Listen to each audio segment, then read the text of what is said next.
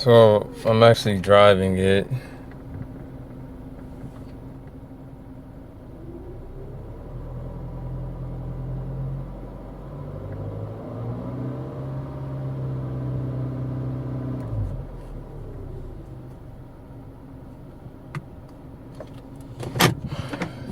I don't know if it's fully balanced or not. It's hard to tell. It technically still stalls.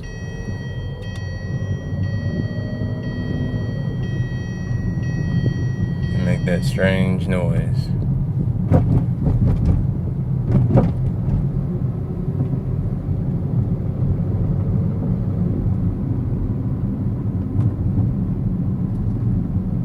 And I'm not complaining, it's fixed, it's over with. Just need to drive it slow and look for a new motor, honestly. Or just get rid of the car. I might get rid of the car. Who knows?